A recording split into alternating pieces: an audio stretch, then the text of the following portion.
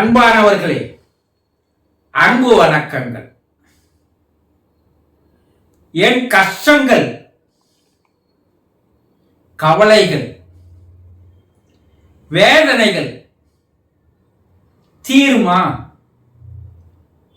என்று ஒரு அன்பர் கேள்வி கேட்டிருக்கிறார்.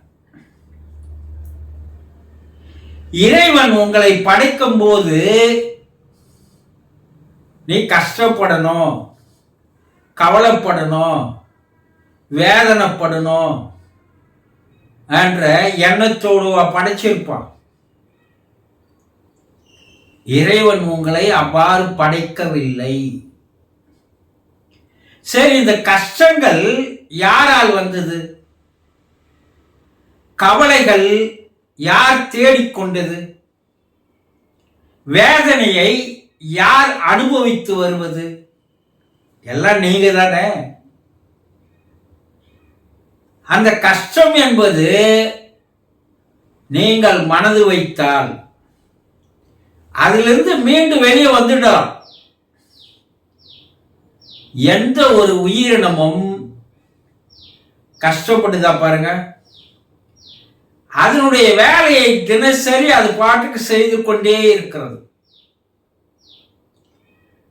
அது ரொட்டீனா உழைப்பதற்கு தயாராக இருக்கிறது.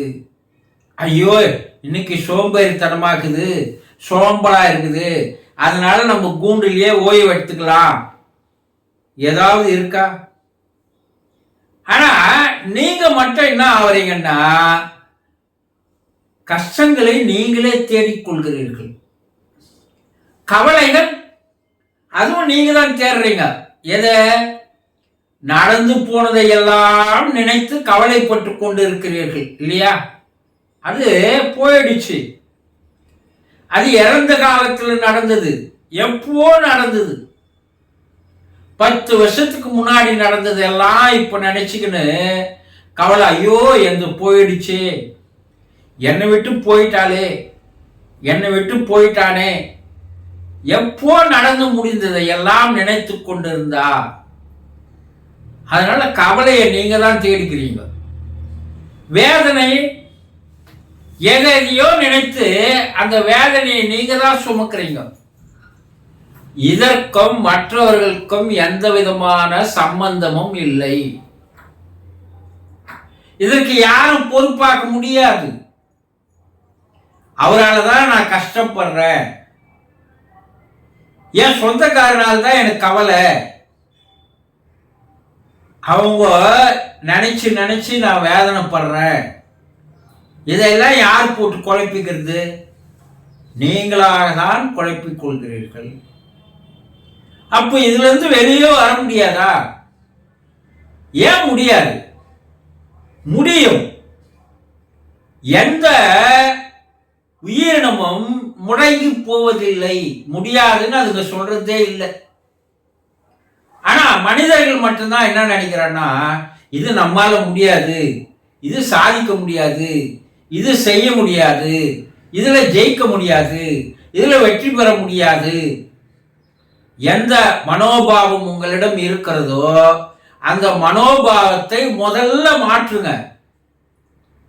என்னாலும் முடியும், இந்த கஷ்டத்திலிருந்து என்னால் மீண்டு வெளியே வர முடியும், இந்த கவலையிலிருந்து என்னால் வெளிவர முடியும், இந்த வேதனையிலிருந்து என்னால் வெளிவர முடியும் என்று எப்போது உங்களுக்குள்ளே நீங்கள் ஒரு உறுதியை எடுத்துக்கொள்கிறீர்களோ, ஒரு சங்கல்பத்தை எடுத்துக்கொள்கிறீர்களோ, அப்போ உங்களுக்கு உதவி செய்வதற்கு, உங்களை ஊக்குவிப்பதற்கு, உற்சாகப்படுத்துவதற்கு ஒருவன் தயாராக இருக்கிறான்.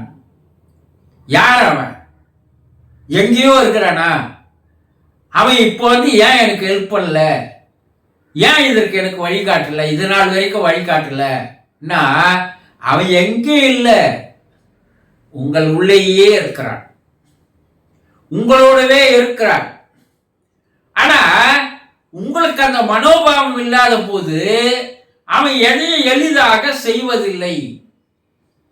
எப்போ நீங்க மனோபாவத்தை மாற்றிக்கொள்கிறீர்களோ, நான் வாழ்ந்து காட்டுவேன், எனக்கெல்லாம் கவலை எல்லாம் போயிடுச்சுப்பா, எனக்கு எந்த விதமான கவலையும் இல்லை, நான் வேதனையிலிருந்து வெளியே வருவேன், நான் மீண்டும் வருவேன் అని எப்போது நீங்கள் நினைக்கிறீர்களோ அப்போது அவன் உங்களை ஊக்குவிக்கிறான். இறைவன் எதையுமே எளிமையாக தருவதே இல்லை, அது சரியா தெரிஞ்சுக்குங்க. எவனுக்கு ஒரு ஆர்வம் இருக்கிறதோ, அக்கறை இருக்கிறதோ, வாழ்க்கையில முன்னேறணும் என்று நினைக்கிறானோ அவன் கைவிடுவதில்லை.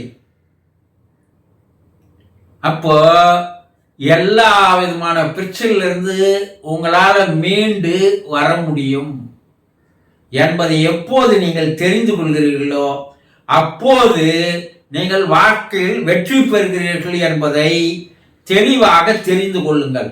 சந்தோஷம்.